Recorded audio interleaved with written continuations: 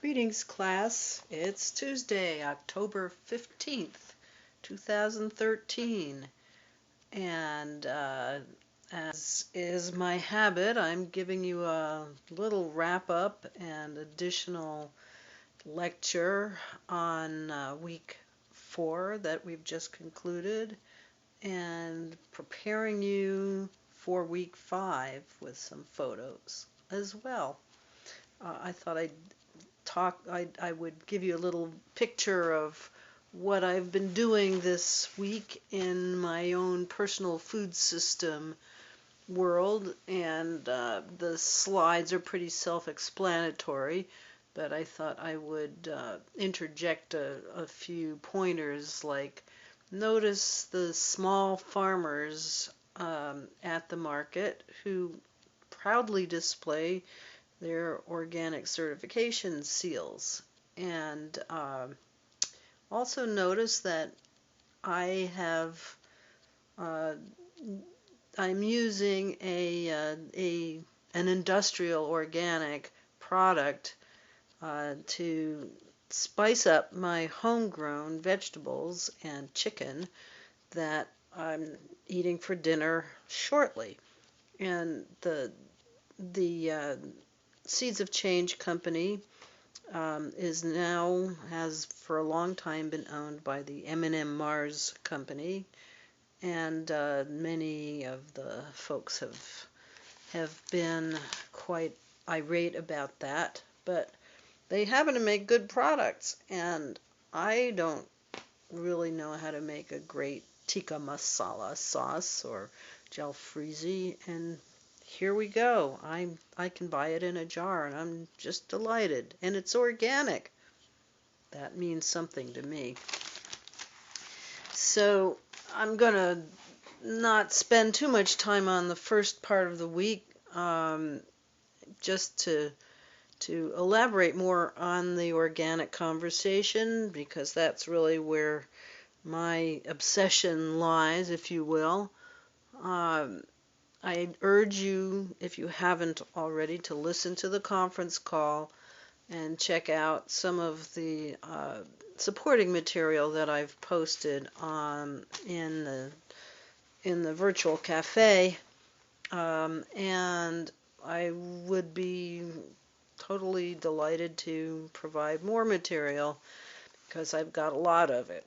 At any rate, I think that there are a number of questions about organic that were very legitimate, and that really go to the question of the spectrum of strategies for changing the food system that we really should be looking at.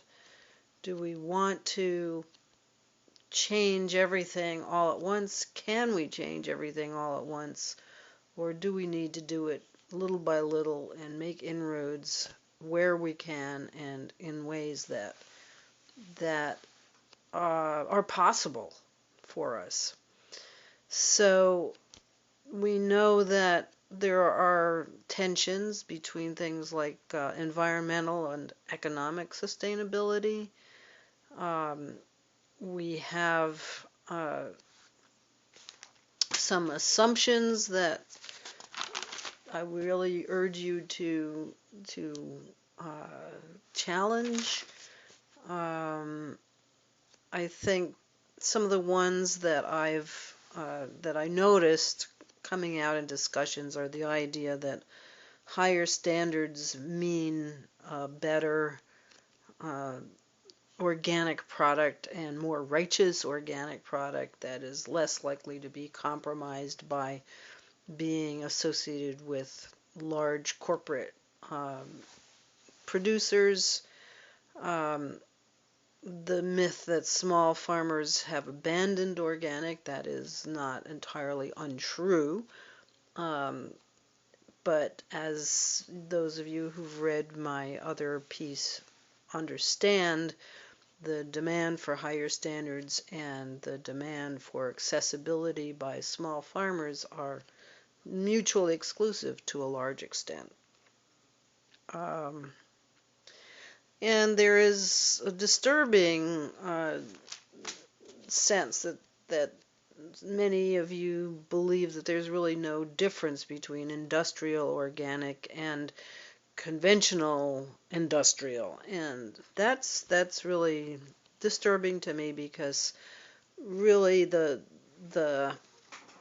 idea that you might believe that because it's local, it is necessarily sustainably produced, good for you, healthy, etc., is really unfounded.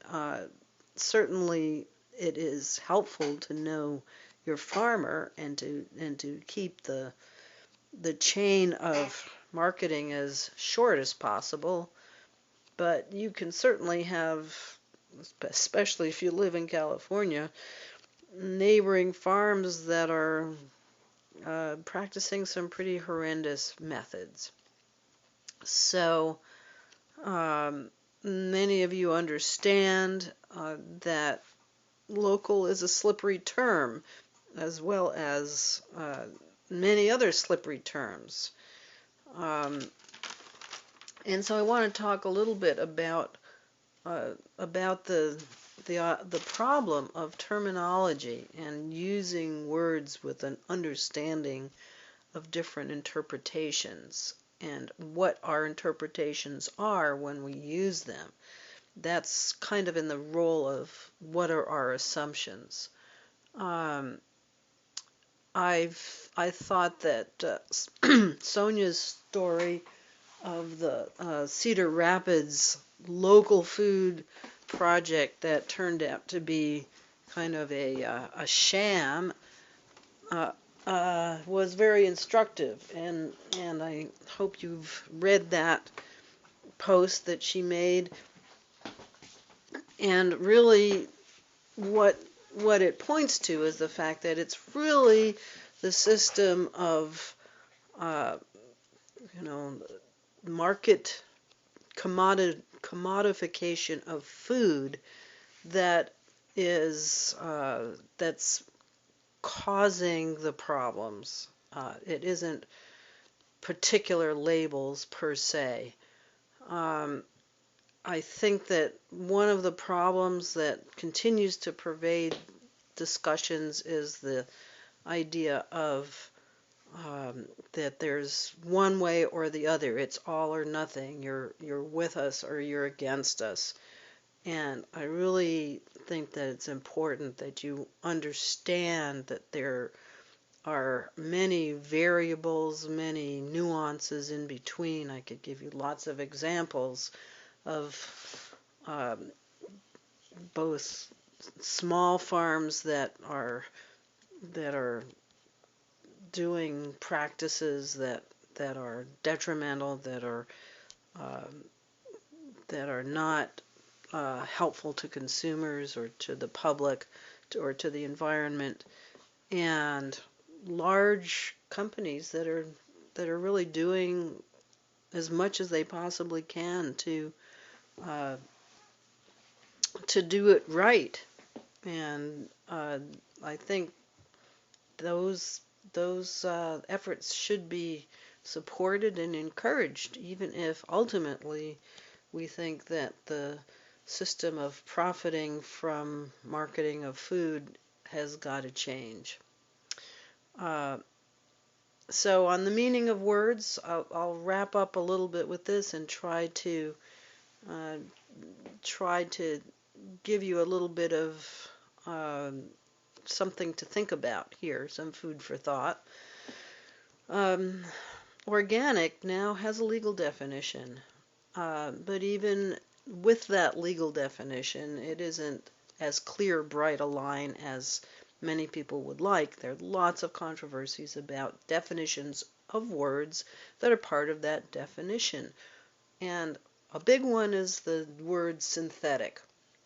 This is a thing that I long ago realized was the wrong basis for deciding what's good or what's not good, or what's acceptable or what's not acceptable. I won't even get into how meaningless the term natural is. Natural should never be a thing that's distinguished from unnatural. If you could do it, it's natural. That's one of Bucky Fuller's sayings, which I like to quote once in a while. More terms that conjure up important aspects of the food system and that we tend to associate with either good or bad without making those judgments of the gray in between, are words like local, which, as you know, can also be co-opted and corrupted. Words like processed, words like industrial. I like to use the example of cotton and fiber as an example of an extremely industrialized system, globalized, industrialized, and also responsible for some of the worst environmental degradation, whether it's through the growing of cotton using GMOs and pesticides and herbicides, or whether it's through the processing of fabric using toxic dyes and other inputs. And yet, how many of you would go down to your farmer's market and pick up a bale of cotton and take it home and process it into yarn and then weave it yourselves? I dare say very few of you. We've already talked about the contradictions about family farms, and then there's corporations. Sometimes corporations are helpful and sometimes not. More often not, I would say, but it's possible to be a corporate entity that is trying to do really well by its community and by the planet.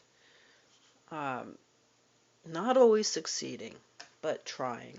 And we'll get into some of the issues about Walmart this week and what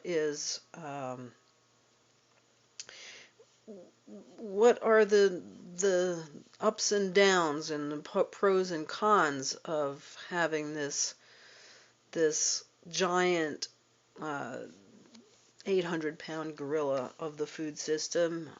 Should they be allowed to sell organic products there? Are organic products that are sold at Walmart really authentic enough or pure enough? And I could probably spend several hours talking to you about why purity is the wrong objective and is actually a contradictory to natural, contradictory to organic. Nothing in nature is pure. It's humans who desire and who create purity. But I think I've given you enough to chew on, and I need to go chew on dinner. So I hope you enjoy the readings. I'm looking forward to reading your descriptions of agriculture in your bioregion, and I'm looking forward to our discussions for the rest of this week. So have fun, and I'll talk to you again soon.